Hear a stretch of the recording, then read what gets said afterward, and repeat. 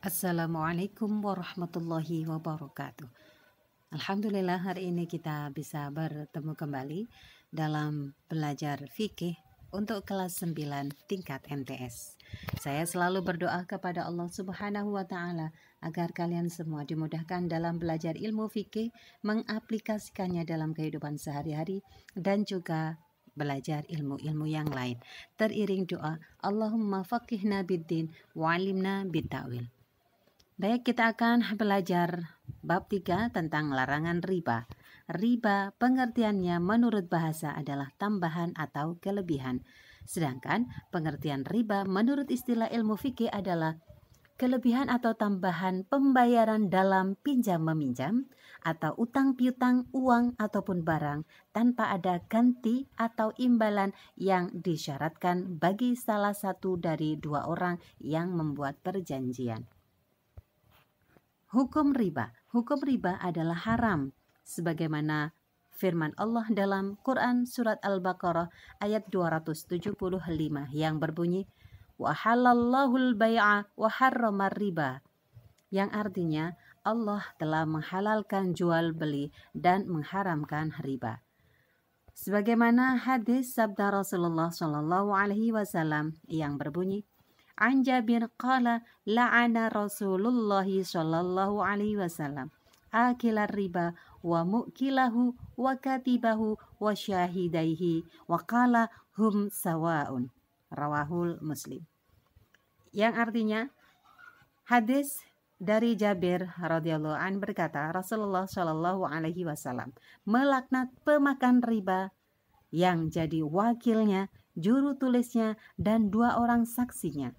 Beliau bersabda, semua itu sama. Hadis riwayat Muslim. Sedangkan menurut ijma para ulama atau kesepakatan para ulama, yaitu pertama, seluruh umat Islam mengutuk dan mengharamkan riba. Kedua, riba adalah salah satu usaha mencari rezeki dengan cara yang tidak benar dan dibenci Allah Subhanahu wa taala. Tiga, praktek riba lebih mengutamakan keuntungan diri sendiri dengan mengorbankan orang lain. 4. Riba menyulitkan hidup manusia terutama mereka yang memerlukan pertolongan. 5. Menimbulkan kesenjangan sosial antara yang kaya dan yang miskin. 6. Dapat mengurangi rasa kemanusiaan untuk rela membantu. Selanjutnya, macam-macam riba ada 4. Yang pertama adalah riba nasi'ah, yaitu riba atau jual beli yang pembayarannya disyaratkan lebih oleh penjual dengan dilambatkan. Contoh, membeli tas dengan harga 200.000 jika kontan, tetapi jika kredit dalam batas waktu yang telah ditentukan, maka harganya menjadi 300.000. Sehingga 2.000 tas atau 2.000 harga tas dan 100.000 lebihannya karena berhutang. Nah, uang 100.000 sebagai imbalan itulah yang dinamakan dengan riba nasi'ah. Macam-macam riba. Yang kedua adalah riba fadli. Riba fadli adalah tukar-menukar dua barang yang sama jenisnya namun tidak sama ukurannya yang disyaratkan oleh orang yang menukarnya. Contoh, 1 kilo beras ditukar dengan beras yang takarannya kurang lebih dari 1 kilo. Atau misalnya 10 kilogram beras ditukar dengan 13 kilogram beras. Jika barangnya sama tetapi ukurannya tidak sama, maka 3 kilogram inilah yang disebut dengan riba fadli. Lebihannya itu. Macam-macam riba yang ketiga adalah riba qardi, yaitu meminjamkan sesuatu. Saya ulang lagi, meminjamkan, ya, meminjamkan sesuatu dengan syarat ada keuntungan atau tambahan dari orang yang menghutangi. Contoh, Umar berhutang kepada Budi sebesar 1 juta dan Budi nanti harus membayar sebesar 1.300.000. Nah, 300.000 ini kelebihannya inilah yang dinamakan dengan riba qardi. Sedangkan macam-macam riba yang keempat adalah ribayat. Ribayat ini adalah pengambilan keuntungan. Saya ulang lagi, saya tekankan kalimatnya. Ribayat adalah pengambilan keuntungan dari proses jual beli dan sebelum terjadi serah terima barang antara penjual dan pembeli sudah terpisah. Contoh, membeli paket internet 30 GB tanpa dicek isi kuota benar 30 GB atau tidak, langsung membayar kemudian pergi. Sesampai di rumah ketika dicek ternyata isinya hanya 20 GB. Maka keuntungan dari pembeli yang 30 GB dengan harga 30 GB tetapi yang dijual adalah 20 GB, maka keuntungan 10 GB dari itu disebut dengan ribayat. Contoh lagi, membeli 1 kintal beras. Setelah dibayar langsung pergi, sedangkan berasnya dalam karung belum ditimbang dan dipastikan apakah pas 1 kintal atau kurang. Maka kelebihan uang yang telah dibayarkan harusnya 1 kintal, tetapi ternyata yang diterima tidak sampai 1 kintal. Kelebihan uang tersebut itulah yang dinamakan dengan ribayat. Hukum bunga bank dibagi menjadi 3. Yang pertama adalah haram. Semua umat Islam sepakat bahwa riba haram. Nah, bunga bank ini juga haram. Kenapa?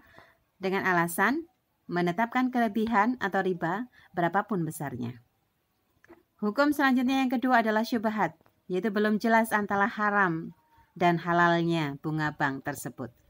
Ketiga, halal jika bunga bank cukup rasional sebagai biaya pengelolaan bank. 2, apabila bank tersebut menjalankan peraturan berdasarkan undang-undang atau peraturan pemerintah.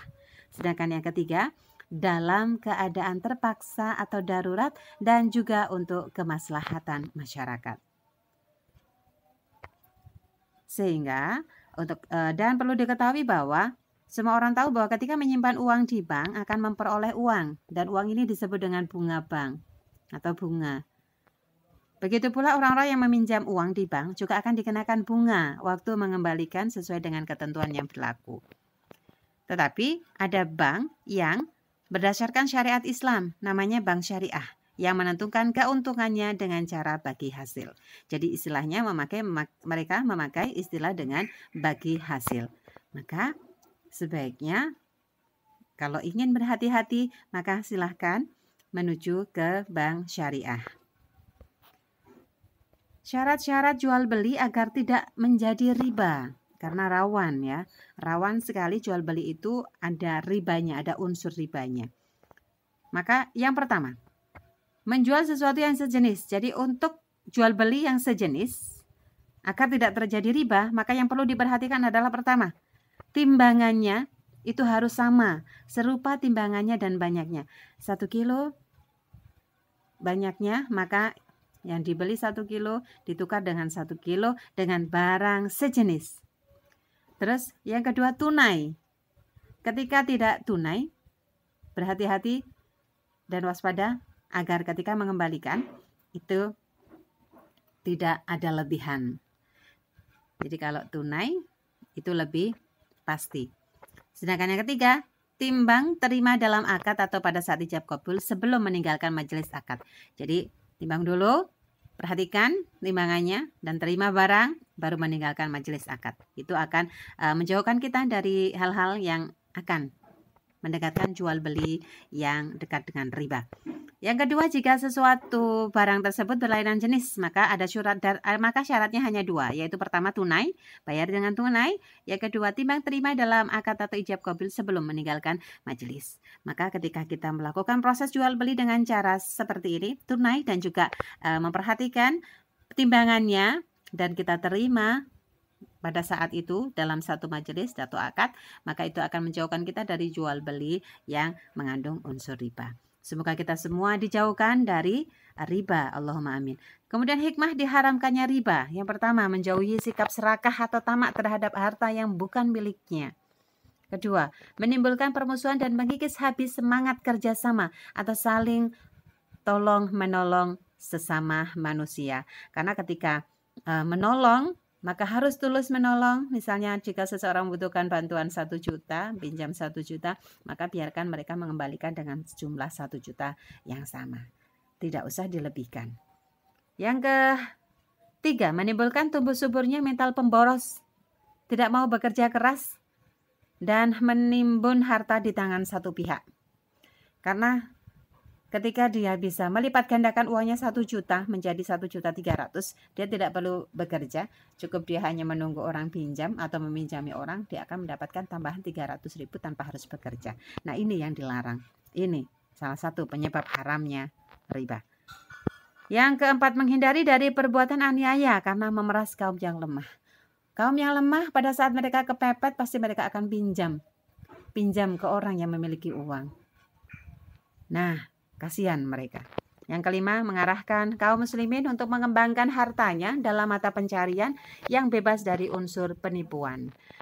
Yang keenam, menjauhkan orang muslim dari sesuatu yang menyebabkan kebinasaannya, karena orang yang memakan riba adalah zalim dan kelak akan binasa.